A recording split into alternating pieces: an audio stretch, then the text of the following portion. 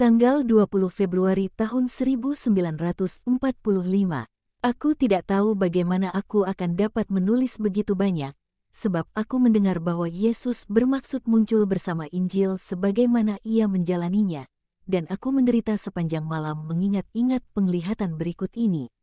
Aku menuliskan dengan tergesa perkataan-perkataan yang aku dengar, sebaik mungkin, agar jangan sampai melupakannya. Dan sekarang, pukul 11, aku melihat yang berikut.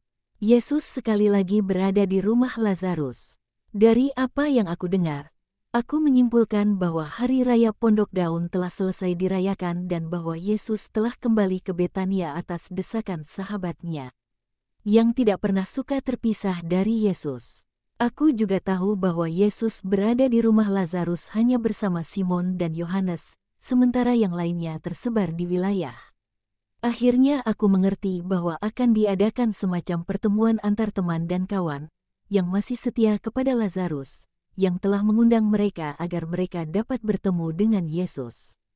Aku mengerti semua itu, sebab Lazarus menguraikan bahkan dengan terlebih jelas karakter moral dari masing-masing. Berbicara mengenai Yusuf dari Arimatea, dia menggambarkannya sebagai seorang Israel yang sejati dan benar. Dia mengatakan, dia tidak berani mengatakannya, sebab dia takut kepada mahkamah agama, di mana dia adalah anggotanya, yang telah membenci engkau. Tapi dia berharap bertemu dengan engkau, ia yang dinubuatkan oleh para nabi. Dia secara spontan bertanya kepadaku apakah dia dapat datang untuk bertemu denganmu dan membentuk opininya sendiri mengenai engkau, sebab dia pikir bahwa apa yang dikatakan oleh para musuhmu tentang engkau adalah tidak benar. Kaum Farisi telah datang bahkan sampai dari Galilea yang jauh demi mendakwa engkau berdosa. Tapi penilaian Yusuf adalah, barang siapa mengerjakan mukjizat memiliki Allah dalam dirinya. Barang siapa memiliki Allah tidak dapat berada dalam dosa. Tidak, dia tidak dapat lain dari dia yang dikasihi oleh Allah. Dan dia menginginkan engkau di Arimatea, sebagai tamunya. Dia memintaku untuk mengatakannya kepadamu. Dan aku mohon kepadamu, sudi kabulkanlah permintaannya dan permintaanku. Aku telah datang lebih untuk mereka yang miskin dan mereka yang menderita jiwa dan raganya, daripada untuk para penguasa yang menganggap aku hanya sebagai objek yang menarik. Tapi aku akan pergi ke rumah Yusuf. Aku tidak bermaksud menentang para penguasa. Salah seorang dari para muridku, dia yang karena keingintahuan dan menganggap diri penting datang ke rumahmu. Tanpa perintah dariku, tapi dia masih muda dan kita harus bersabar terhadapnya.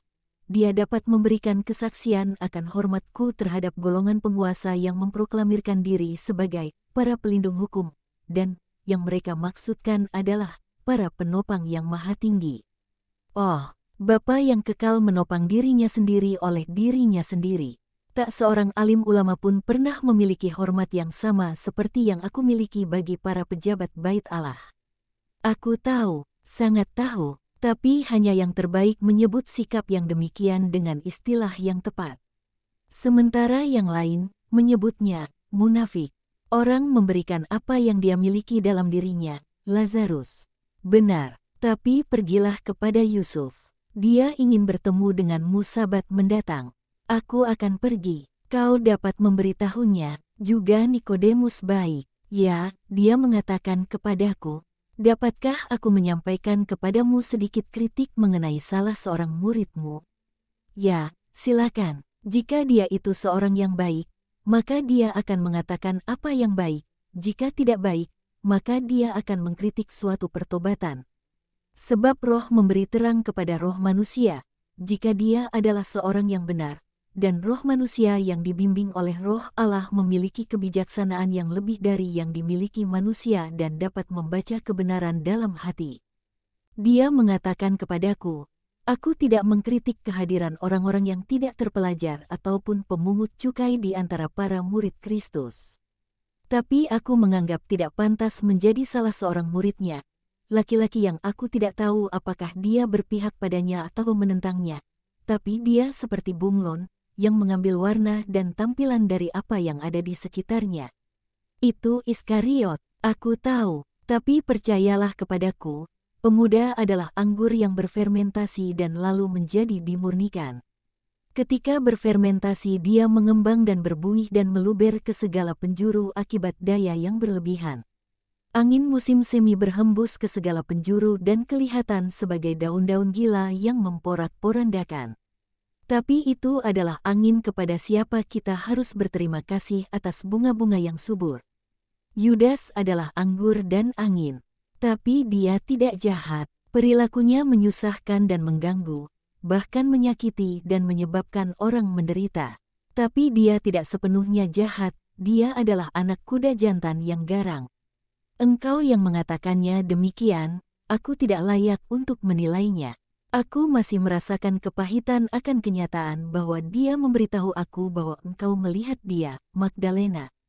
Tapi kepahitanmu sekarang telah dimaniskan oleh madu, sebab janjiku.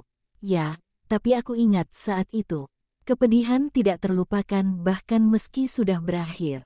Lazarus, Lazarus, kau mengkhawatirkan terlalu banyak hal dan yang sangat sepele. Biarlah hari-hari berlalu seperti gelembung-gelembung udara yang lenyap dan tidak pernah kembali dengan warna-warni cemerlang atau suram mereka.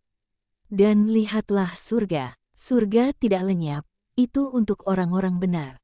Ya, guru dan sahabat, aku tidak akan mengkritik kenyataan bahwa Yudas bersama engkau, atau kenyataan bahwa engkau menerimanya. Aku akan berdoa agar dia tidak mencelakakan engkau. Yesus tersenyum dan semuanya pun berakhir.